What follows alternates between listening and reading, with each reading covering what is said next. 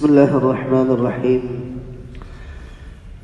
ہر شخص کی یہ تمنا ہے کہ میرا خاتمہ ایمان پر ہو جائے، اس لیے ہم دعاؤں میں بھی مانگتے ہیں۔ کوئی مبارک سفر پہ حج اور عمرے کے لیے جاتا ہے، ان سے بھی درخواست کرتے ہیں، اور کسی اللہ والے سے ملتے ہیں، ان سے بھی گزارش کرتے ہیں بس میرے لیے دعا فرمائیے کہ اللہ میرا خاتمہ ایمان پر فرمائے۔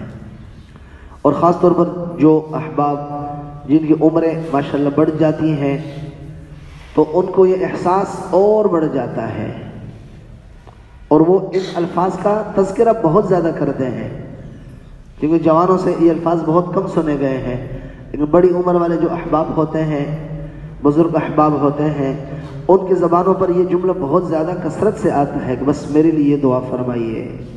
کوئی عمرے پہ جا رہا ہے، کوئی اللہ والوں سے ملتا ہے، کوئی اور خاص موقع ہوتا ہے دعا کا، ختم قرآن کا، تو یہ کہا جاتا ہے کہ بس میرے لیے دعا کیجئے کہ میرا ایمان پر خاتمہ ہو جائے۔ اور واقعی ایمان پر خاتمہ جس کا ہو گیا، سبحان اللہ، اللہ کے نبی نے فرمایا جو جس حال پہ مرے گا اسی حال پر اٹھے گا۔ تو ایمان پہ موت آئے گی تو ایمان پر بعثت بھی ہوگی دوبارہ مرنے کے بعد، اور اللہ نہ کرے اس کے برعکس معاملہ ہوا تو پھر روز محشر اٹھنا بھی اسی کے حساب سے ہوگا۔ تو ایمان پر خاتمہ، اللہ اکبر، انما الاعمال بالخواتیم، آپ علیہ السلام نے فرمایا اعمال کا دار و مدار خاتمے پر ہے، دار و مدار خاتمے پر ہے۔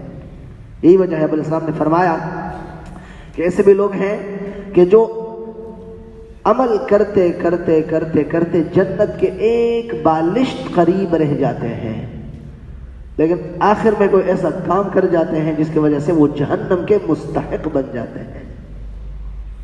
اور اس کے برعکس ایسے بھی ہیں کہ جس زندگی بھر گناہ کرتے کرتے وہ جہنم کے ایک بالشت قریب رہ جاتے ہیں، لیکن آخر میں ایسا کام کر جاتے ہیں جس کی وجہ سے وہ جنت کے مستحق بن جاتے ہیں۔ کتنا ڈرنا چاہیے انسان کو کہ ہماری زندگی تو مسجدوں میں گزرے، قرآن و حدیث میں گزرے، دعوت و تبلیغ میں گزرے، دین کی محنتوں میں گزرے، اور پتہ چلے کہ بھئی خاتمہ خراب ہو گیا تو یہ تو بربادی یقینی ہے، ہلاکت یقینی ہے۔ اس لیے لکھا ہے اللہ والوں کے بارے میں کہ ان کی زندگی جو ہوتی ہے وہ آئے روز کیوں آگے بڑھتی ہے، کیوں آگے بڑھتی ہے؟ کیونکہ وہ آج کے دن پر مطمئن نہیں ہوتے۔ آج کا دن گزر گیا، اعمال سارے کر لیے، نوافل بھی، تلاوت بھی، ذکر و اذکار بھی، تسبیحات بھی، نمازوں کا اہتمام بھی، سب کچھ کر لیا جو بھی دیگر نہیں کیا، لیکن اب وہ اس پر مطمئن نہیں ہوتے کہ چلو شکر ہے کہ آج تو معاملہ ہو گیا، کل دیکھیں گے۔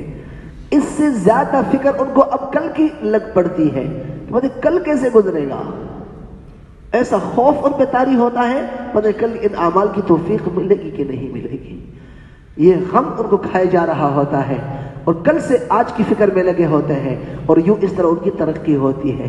پھر اگلا دن اعمال میں گزرتا ہے تو پھر اگلے دن کی فکر، پھر وہ گزرتے ہیں تو اس سے اگلے دن، اور یوں ان کی زندگی بڑھتی جاتی ہے اور ترقی ہوتی جاتی ہے، اور وہ اللہ کے مقربین میں داخل ہو جاتے ہیں۔ تو آگے کی فکر، بہرحال اعمال کا دار و مدار خاتمے پر ہے، تو ہم سب چاہتے ہیں کہ ہمارا خاتمہ بالایمان ہو۔ اس کے لیے فرماتے ہیں یہ 7 باتیں ہیں، اپنی زندگی میں ان 7 باتوں کو ہم جگہ دے دیں، ان کی برکت سے انشاءاللہ اعمال پر استقامت بھی نصیب ہو جائے گی اور ایمان پر خاتمہ بھی نصیب ہو جائے گا۔ تو پہلی بات ہے اس میں قرآنی دعا، ربنا لا تزغ قلوبنا بعد اذ ہدیتنا وہب لنا من لدنک رحمہ انک انت الوہاب۔ سورہ آل عمران کی پہلی رکوع کی 3 پارے کی یہ دعا ہے، آیت ہے، اس آیت میں دعا موجود ہے۔ تو کوئی ساتھی اس کا دن ایسا نہ گزرے کہ وہ کم از کم کسی ایک نماز میں اس دعا کا اللہ سے مانگنے والا نہ ہو۔ ہر نماز میں مانگے فیا سبحان اللہ، بڑی اچھی بات ہے، ورنہ کم از کم کسی ایک دعا میں تو ضرور شامل کر لیں۔ اور دوسری دعا حدیث کی ہے، یا حی یا قیوم برحمتک استغیث۔ اور تیسرا عمل وہ نگاہوں کا صحیح استعمال ہے۔ دیکھو آج جس قدر حالات خراب ہوئے ہیں، بے حیائی پھیلی ہوئی ہے، اس قدر نگاہوں کا صحیح طور پر استعمال کرنا اتنا ہی مشکل ہو گیا ہے۔ لیکن اگر بات مشکل ہو جائے تو انسان ہمت نہیں ہارتا، چاہے جتنا بھی مشکل ہو تو اس کا مقابلہ کیا جاتا ہے، اس کا مقابلہ کیا جاتا ہے۔ معاشی طور پہ کتنا ماحول تنگ ہو چکا ہے نا، سب ایک کے زبان پر ہے، سب دیکھ رہے ہیں، سن رہے ہیں، لیکن کسی نے ہمت ہار کے گھر پہ نہیں بیٹھا کہ کیا کرے، کچھ ہو نہیں سکتا، بس چلیے ٹھیک ہے، نہیں، وہ اس کے لیے اور آگے ہمت کر رہے ہیں، اللہ سے بھی مانگ رہے ہیں، اپنی فکریں اپنی محنت بھی کر رہے ہیں۔ تو حالات جیسے بھی ہو اسی حساب سے بندہ تھوڑے سے پانی میں نہاتا ہو یا اس میں گر جائے تو جان بچانے کے لیے تھوڑے سے بھی ہاتھ پھیر مار لیتا ہے نا تو کنارے لگ جاتا ہے، اگر گہرے پانی میں جائے گا تو اس سے بھی زیادہ اس کو ہاتھ پیر چلانے پڑیں گے اگر اس کو جان بچانی ہو۔ وہ لہروں کی نظر پہ اپنے آپ کو نظر نہیں کرتا کہ وہ لہریں ہیں کون مقابلہ کرے، نہیں، وہ اور ہمت کرتا ہے۔ تو حالات جتنے بھی خراب ہو، بے حیائی کے، فحاشی کے، عریانی کے، ان حالات میں اپنے نگاہوں کو بچانا اور بھی زیادہ ضروری ہے، اور بھی محنت طلب ہے۔ وہ مرد نہیں جو ڈر جائے حالات کے خونی منظر سے، وہ مرد نہیں جو ڈر جائے حالات کے خونی منظر سے، جس حال میں جینا مشکل ہو اس حال میں جینا لازمی ہے۔ ہمت کرنی پڑے گی، ہمت کرنا ہمارا کام، راستے نکالنا اللہ کا کام ہے۔ تو تیسری بات، نگاہوں کو بچانا، نگاہوں کی حفاظت کرنا، اور اس کے ساتھ ساتھ پیچھے استغفار ہمارے زبانوں پہ ہو۔ چوتھی بات، مسواک کا استعمال، کوئی وضو ایسا نہ ہو جو بغیر مسواک کے ہو۔ بغیر مسواک کے نماز الگ درجہ رکھتی ہے، اور مسواک کے ساتھ 25-27 درجے نماز بلند ہو جاتی ہے۔ تو جیب میں مسواک ہو، گاڑی میں مسواک ہو، گھر کے بیسن میں ہو، اور آپ جہاں دفتر میں ہے وہاں پر ہو، تاکہ جہاں بھی وضو کی ضرورت پڑے تو مسواک فوراً آپ کو مل جائے۔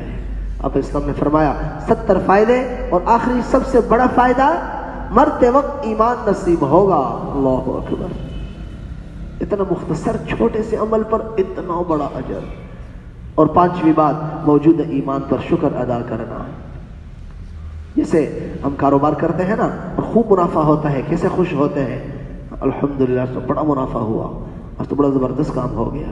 اس سے بڑھ کر ایمان کی موجودگی پر ہمارا دل خوش ہو، الحمدللہ تیرا شکر ہے کہ آپ نے مجھے ایمان والا بنایا ہے، ایمان والا نہ بنا تو پتہ نہیں کہاں پھرتا رہتا، کہاں دھکے کھاتا۔ یا اللہ تیرا شکر ہے، الحمدللہ آپ نے ایمان والا بنایا۔ تو موجود ایمان پر الحمدللہ کہہ کے دل کے گہرائی سے شکر ادا کرنا۔ اور چھٹی بات ہے، جب اذان ہو جائے تو اس کا جواب دیا جائے، اور جواب دے کر کے اس کے بعد دعائے وسیلہ، اللہم رب هذه الدعوة التامہ، اس کا اہتمام ہو۔ اکثر ساتھوں کو دعا یاد ہے الحمدللہ، جسے نہیں یاد وہ یاد کر لے، اتنے زمانے سے اب چلے آ رہے ہیں، وہ دعا تو یاد ہونی چاہیے۔ اور ساتویں اور آخری بات، وہ اللہ والوں کی صحبت اختیار کرنا، قرآن و حدیث کی محفلوں میں بیٹھنا، تبلیغ و دعوت کے حلقوں میں اپنے آپ کو پابند بنانا، کیونکہ صحبت صالح ترا صالح کند، نیکوں کی محفل تجھے نیک بنا دے گی اور بروں کی محفل تجھے برا بنا دے گی۔ اور قرآن میں اللہ نے ایمان والوں سے فرمایا ہے اسی وجہ سے، یا ایھا الذین آمنوا اتقوا اللہ، اے ایمان والو اللہ سے ڈرو، وکونوا مع الصادقین، سچوں کے ساتھ ہو جاؤ۔ سچوں کے ساتھ ہو جاؤ گے نا تو ایک دن آپ بھی سچے بن جاؤ گے۔ تو اللہ والوں کی محفل کو اختیار کرنا، یہ 7 باتیں ہیں۔ جس بھائی کا اس پر عمل ہے وہ دل سے ابھی شکر ادا کرے الحمدللہ، اور جس کا اس پہ عمل نہیں یا کچھ پہ ہے کچھ پہ نہیں، وہ استغفار بھی کرے اور نیا عزم کرے کہ انشاءاللہ آج کے بعد سے ساری 7 باتوں کو اپنے عمل میں لانے کی پوری کوشش کروں گا۔ جمعے کا دن بھی ہے، سورہ کہف، درود شریف کا بھی ہم خود بھی اہتمام کریں۔ ابھی گھروں میں جائیں گے نا، اپنے مستورات خواتین ان کو بھی اس کی ترغیب دیں۔ اللہ کریم ہم سب کو ایک دوسرے کا بہترین سہارا بننے کی اور آگے بڑھنے کی توفیق نصیب فرمائے۔ الحمدللہ رب العالمین، والعاقبة للمتقين، والصلاة والسلام على سيدنا محمد وعلى آله وأصحابه